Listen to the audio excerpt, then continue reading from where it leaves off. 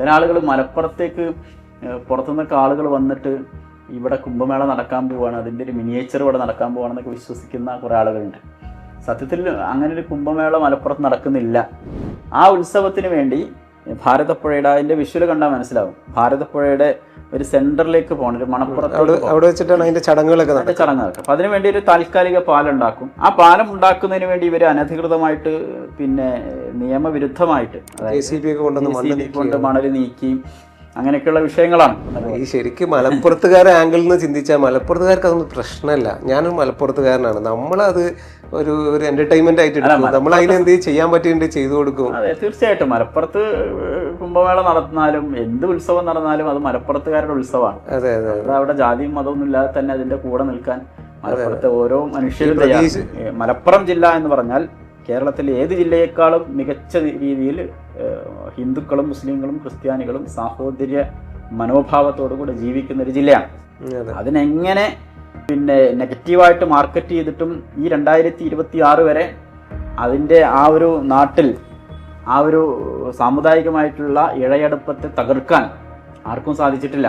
അപ്പോൾ സർക്കാരും സംഘപരിവാറും തമ്മിലുള്ള ഒരു അറേഞ്ച്ഡ് ഗുസ്തിയാണോ ഇത് എന്ന് വരെ സംശയിക്കേണ്ട ഒരവസ്ഥ ഉണ്ട് നിലവിൽ.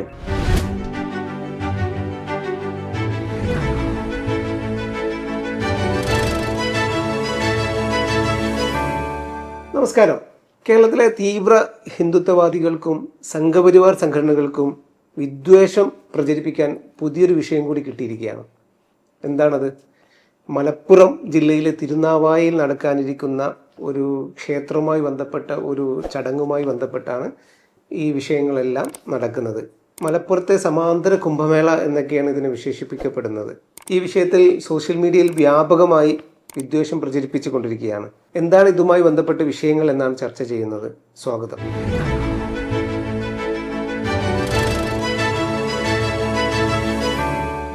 ഞാനൊരു സോഷ്യൽ മീഡിയ പോസ്റ്റാണ് വായിക്കുന്നത്.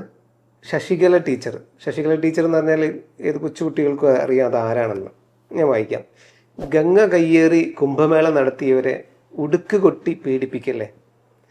കയ്യേറിയ ഗംഗ പിന്നെ ഞങ്ങൾ വളച്ചു കെട്ടി പട്ടയം മേടിച്ചു. അല്ല പിന്നെ ഒന്ന് കടന്നു പോ കൊഞ്ഞാണന്മാരേന്ന്. എന്താണ് ഇങ്ങനെ പ്രകോപനം വരാനുള്ള കാരണം? നമ്മുടെ കേരള സർക്കാരിൻ്റെ റവന്യൂ വകുപ്പ് ഭാരതപ്പുഴയിൽ എന്തോ സമാന്തര പാലം എന്തോ നിർമ്മിക്കാൻ ശ്രമിച്ചപ്പോൾ അതിന് നോ ഒബ്ജക്ഷൻ നോട്ടീസ് കൊടുത്തു, എന്തോ നടപടിയൊക്കെ എടുക്കുകയോ ചെയ്തു. അതിനെ ഒരു സുവർണാവസരമായി കണ്ട് സംഘപരിവാർ ഐഡികളെല്ലാം ഉയർത്തെഴുന്നേറ്റിരിക്കുകയാണ്. സ്പെഷ്യലി ഇത് മലപ്പുറത്താണ്. മലപ്പുറത്തുകാർക്ക് എന്തെങ്കിലും പ്രശ്നമുണ്ടോ അവിടെ ഈ കുംഭമേളയോ ഇങ്ങനത്തെ സംഗതി നടക്കുന്നതുകൊണ്ട്? നമ്മളിതിൽ ഒന്ന് തിരുനാവായ ആണ് ഇത് നടക്കുന്നത്. തിരുനാവായയെ സംബന്ധിച്ചിടത്തോളം കേരളത്തിലെ ഏറ്റവും പ്രധാനപ്പെട്ട ഒരു ക്ഷേത്രം സ്ഥിതി ചെയ്യുന്ന സ്ഥലമാണ്. അത് ചരിത്രപ്രസിദ്ധമായ നിളയുടെ തീരത്ത്, ഭാരതപ്പുഴയുടെ തീരത്ത് സ്ഥിതി ചെയ്യുന്ന തിരുനാവായ നാവാമുകുന്ദ ക്ഷേത്രം. തിരുനാവായയെക്കുറിച്ച് നമ്മൾ പറയുമ്പോൾ അത് ചരിത്രപ്രസിദ്ധമാകുന്നത് മാമാങ്കം നടന്ന സ്ഥലം എന്നുള്ള ഒരു പ്രശസ്തി കൂടി തിരുനാവായക്കുണ്ടെന്നുള്ളതാണ്.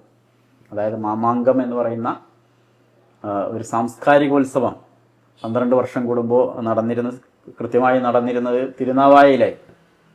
ഇങ്ങനെ തിരുനാവായയെക്കുറിച്ച് പറയുമ്പോൾ ഒരുപാട് ചരിത്രം പറയാനുണ്ട്. തിരുനാവായയെക്കുറിച്ച് പറയുമ്പോൾ പറയേണ്ട വേറൊരു കാര്യം,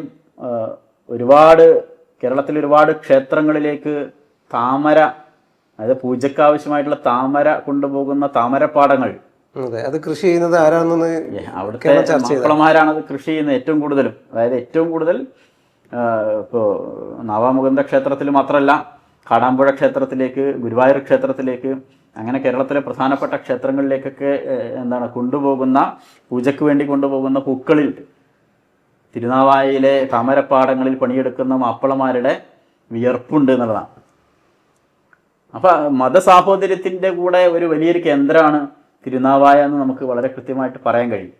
ആ തിരുനാവായയിൽ ഒരു സുവർണാവസരം കിട്ടിയിരിക്കുന്നു എന്നാണ് ഇപ്പോൾ സംഘപരിവാർ പറയുന്നത്. എന്താണ് ആ സുവർണാവസരം? നേരത്തെ പറഞ്ഞ അവിടുത്തെ ഉത്സവവുമായി ബന്ധപ്പെട്ട് ഒരു സ്റ്റോപ്പ് മെമ്മോ കൊടുത്തു. ഒരു സാങ്കേതികമായിട്ടുള്ളൊരു കാര്യമാണ്. അതിനെ വലിയൊരു സംഭവമാക്കി മാറ്റാം. കുംഭമേള, ഇപ്പോൾ ഷാഫി ഇതിനു മുമ്പ് ഇങ്ങനെ ഒരു കുംഭമേളയെ കുറിച്ച് കേട്ടിട്ടുണ്ടോ? അല്ല, കുംഭമേള നമ്മൾ കണ്ടത് അങ്ങ് യു പിയിലല്ല, പ്രയാഗ്രാജിലെ കുംഭമേളയെ കുറിച്ചാണ് നമ്മൾ കേട്ടുള്ളത്. പക്ഷേ കേരളത്തിൽ ഇങ്ങനെ ഒരു കുംഭമേള കേരളത്തിൽ നടക്കുന്നു, മലപ്പുറത്ത് കുംഭമേള നടക്കുന്നു. തടയാൻ ശ്രമം. അത് ചില ആളുകൾ മലപ്പുറത്തേക്ക് പുറത്തുനിന്നൊക്കെ ആളുകൾ വന്നിട്ട് ഇവിടെ കുംഭമേള നടക്കാൻ പോവാണ്, അതിൻ്റെ ഒരു മിനിയേച്ചർ ഇവിടെ നടക്കാൻ പോവാണെന്നൊക്കെ വിശ്വസിക്കുന്ന കുറേ ആളുകളുണ്ട്. സത്യത്തിൽ അങ്ങനെ ഒരു കുംഭമേള മലപ്പുറത്ത് നടക്കുന്നില്ല. ദക്ഷിണേന്ത്യയിലെ ഏറ്റവും വലിയ കുംഭമേള എന്ന് എന്താ പറയാ, ദക്ഷിണേന്ത്യയിലെ കുംഭമേള എന്ന് വിശേഷിപ്പിക്കപ്പെടുന്ന ഒരു എന്താണ് ഉത്സവമാണ്. എന്തോ ഒരു പേരുണ്ടല്ലോ, തടയാൻ ശ്രമിക്കാം പിണറായി, പക്ഷേ മഹാമാഘ മഹോത്സവം നടക്കും, അത് ഹൈന്ദവ നിശ്ചയമാണ്. മഹാമാഘ മഹോത്സവം ഇതാണ് അവിടെ നടക്കുന്നത്. ഇത് എപ്പോഴും എല്ലാ വർഷവും നടക്കുന്ന ഒരു ഉത്സവം. ആ ഉത്സവത്തിന് വേണ്ടി ഭാരതപ്പുഴയുടെ അതിൻ്റെ വിഷ്വൽ കണ്ടാൽ മനസ്സിലാവും. ഭാരതപ്പുഴയുടെ ഒരു സെന്ററിലേക്ക് പോകണം, ഒരു മണപ്പുറത്ത് അവിടെ വെച്ചിട്ടാണ് അതിന്റെ ചടങ്ങുകളൊക്കെ. അപ്പം അതിനു വേണ്ടി ഒരു താൽക്കാലിക പാലുണ്ടാക്കും. ആ പാലം ഉണ്ടാക്കുന്നതിന് വേണ്ടി ഇവർ അനധികൃതമായിട്ട് നിയമവിരുദ്ധമായിട്ട് കൊണ്ട് മണൽ നീക്കി അങ്ങനെയൊക്കെയുള്ള വിഷയങ്ങളാണ്. അതായത് ഇതിൻ്റെ ഈ നദീതീര സംരക്ഷണ നിയമം എന്ന് പറഞ്ഞൊരു നിയമമുണ്ട്. ആ നിയമം ലംഘിച്ചു എന്നുള്ളതാണ് ഇവർക്ക് സ്റ്റോപ്പ് മെമ്മോ കൊടുക്കാനുള്ളൊരു കാര്യം. അത് അവിടുത്തെ പഞ്ചായത്ത് വില്ലേജ് ഓഫീസർ കൊടുത്തതാണ്. അപ്പോൾ ഇത് സാങ്കേതികമായിട്ട് കൈകാര്യം ചെയ്യില്ല. ഉദ്യോഗസ്ഥന്മാരൊക്കെ ചേർന്നിരുന്ന്, ഈ ഉദ്യോഗസ്ഥന്മാരൊക്കെ ഈ കമ്മിറ്റിയിലെ രക്ഷാധികാരികൾ കൂടിയാണ്. ഇപ്പോൾ ജില്ലാ കളക്ടർ രക്ഷാധികാരിയാണ്, അതുപോലെ തന്നെ ദേവസ്വം മന്ത്രി രക്ഷാധികാരിയാണ്, ദേവസ്വം പ്രസിഡന്റുമാർ രക്ഷാധികാരികളാണ്. അപ്പോൾ ഗവൺമെൻറ്റുമായി ബന്ധപ്പെട്ട ആളുകളൊക്കെ ഈ ഉത്സവം നടത്തിപ്പിൻ്റെ കൈകാര്യകർത്താക്കൾ കൂടിയാണ്. അവർക്ക് കൂടിയിരുന്ന് തീരുമാനിക്കാവുന്നൊരു വിഷയമാണ്. ആ വിഷയത്തെ അനാവശ്യമായിട്ട് ഒരു സാമുദായിക വിഷയമാക്കി കൊണ്ടുവരികയാണ്. അല്ലെങ്കിൽ തന്നെ മലപ്പുറത്തെക്കുറിച്ച് വ്യാപകമായി വിദ്വേഷം നടന്നുകൊണ്ടിരിക്കുക, എസ്പെഷ്യലി ഇലക്ഷൻ അടുത്തത് കാരണം. ഈ ശശികല മാത്രമല്ല, ഇപ്പോൾ പ്രതീഷ് വിശ്വനാഥിന്റെ പോസ്റ്റ് കണ്ടു, മലപ്പുറത്ത് ഞങ്ങൾ കുംഭമേള നടത്തുന്ന. ഈ ശരിക്കും മലപ്പുറത്തുകാരെ ആംഗിളിൽ നിന്ന് ചിന്തിച്ചാൽ മലപ്പുറത്തുകാർക്ക് അതൊന്നും പ്രശ്നമല്ല. ഞാനൊരു മലപ്പുറത്തുകാരനാണ്, നമ്മളത് ഒരു എന്റർടൈൻമെന്റ് ആയിട്ട് എടുക്കും. നമ്മൾ അതിനെന്ത് ചെയ്യാൻ പറ്റിയിട്ട് ചെയ്തു കൊടുക്കും. അതെ, തീർച്ചയായിട്ടും. മലപ്പുറത്ത് കുംഭമേള നടന്നാലും എന്ത് ഉത്സവം നടന്നാലും അത് മലപ്പുറത്തുകാരുടെ ഉത്സവമാണ്. അതെ അതെ. അവിടെ ജാതിയും മതമൊന്നും ഇല്ലാതെ തന്നെ അതിന്റെ കൂടെ നിൽക്കാൻ മലപ്പുറത്തെ ഓരോ മനുഷ്യരും. പ്രതീഷ് വിശ്വനാഥൊക്കെ നമ്മളെ കളിയാട്ടക്കാവിലൊക്കെ ഒന്ന് വന്നു നോക്കണം. അതൊക്കെ എന്താണ് നടക്കുന്നത് അവിടെ എന്നൊക്കെ. അതൊക്കെ ഒരു ആഘോഷമാണ്, നാടിന്റെ ആഘോഷം. അത് ഏതെങ്കിലും നിലക്ക് എന്തെങ്കിലും ഒരു സംഘർഷം ഉണ്ടാക്കാൻ അല്ലെങ്കിൽ കലാപം ഉണ്ടാക്കാൻ മലപ്പുറം പ്രശ്നബാധിത പ്രദേശമാണ് എന്ന് നാട്ടുകാരെ ബോധ്യപ്പെടുത്താൻ ഞങ്ങൾ അന്ന് തന്നെ പറഞ്ഞില്ലേ മലപ്പുറം ഇതാണ് എന്നൊക്കെ.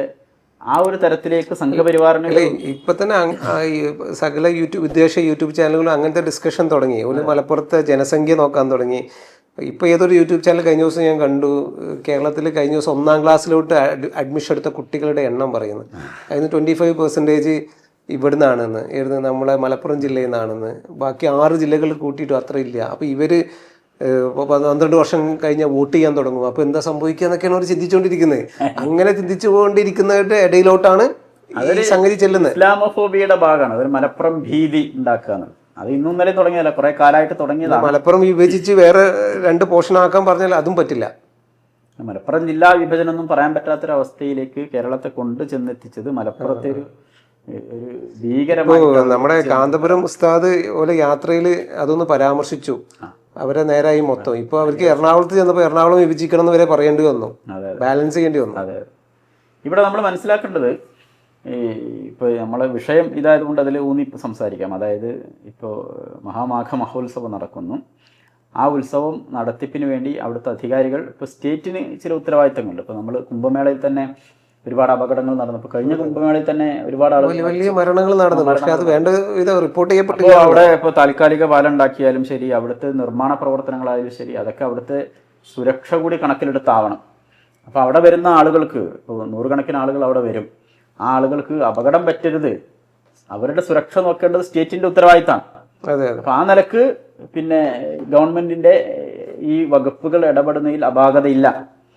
പക്ഷേ ഇതൊരു സെൻസിറ്റീവ് വിഷയമാണ് എന്ന ബോധ്യത്തോടു കൂടെ കൃത്യമായ കമ്മ്യൂണിക്കേഷൻ നടത്തിയിട്ട് അതിനെ പരിഹരിക്കണമായിരുന്നു.